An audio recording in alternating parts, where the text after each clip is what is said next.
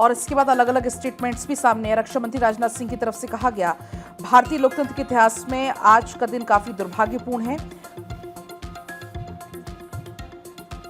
तो वहीं देखिए किस तरीके से एनडीए फ्लोर लीडर्स की बैठक में यह फैसला लिया गया है कि महिला आरक्षण को लेकर देश में मुहिम चलाएगी बीजेपी। और आपको बता दें कि देश भर में प्रदर्शन और प्रेस कॉन्फ्रेंस एनडीए के नेता करेंगे। तो देखिए किस तरीके से ये बिल पास नहीं।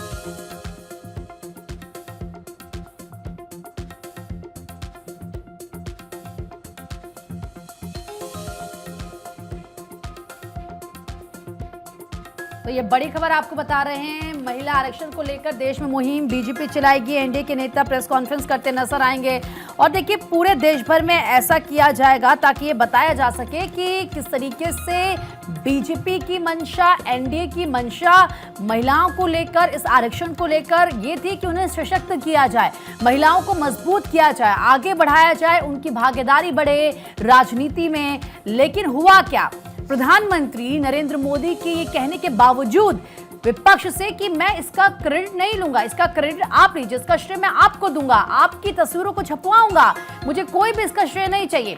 इसके बावजूद विपक्ष ने साथ नहीं दिया और ये बिल पास नहीं हो पाया, ये बिल गिर गया। जिसके बाद अब देखिए बीजेपी के लीडर्स यहाँ पर आक्रामक, वो ये कह रहे हैं कि ऐसा नहीं है कि ये आपने बीजेपी के लिए नुकसान किया है, आपने ये दिखाया है कि आप महिलाओं को लेकर क्या सोचते हैं, आपके मन में, आपके दिल में महिलाओं को लेकर कितना सम्मान है, आप उनके अधिकारों के बारे में कितना सोचते हैं।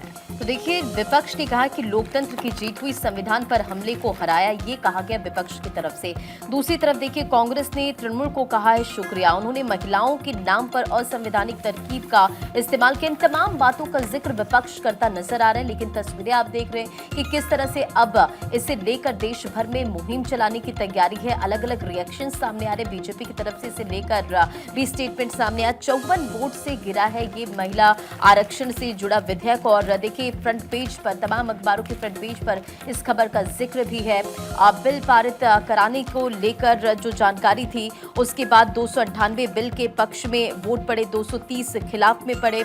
और अमित शाह ने भी इस बीच कहा कि देख लेना, चुनाव के समय जब आप वोट मांगने जाओगे तो आपको महिलाओं के आक्रोश का सामना करना पड़ेगा। गृहमंत्री अमित शाह का ये स्टेटमेंट है। महिला कोटे से जुड़ा संविधान बिल गिरा और 2 अन्य विधेयकों पर वोट नहीं। विपक्ष के विरोध पर शाह ने कहा कि महिलाएं देख रही है, रोड़ा कौन है, ये गृहमंत्री अमित शाह कहते नजर आए। इसी के साथ केंद्र सरकार महिला आरक्षण से जुड़ा संविधान संशोधन विधेयक लोकसभा में पास नहीं करा पाई।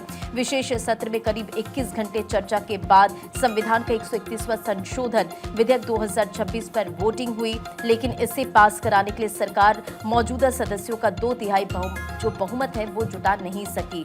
विधेयक 54 वोट से गिर गया। नरेंद्र मोदी की अगुवाई वाली एनडीए सरकार के 12 साल के शासन में ये पहला मौका था जब वह बिल को सदन में पास नहीं करा पाई और अब तमाम रिएक्शन सामने आ रहे हैं।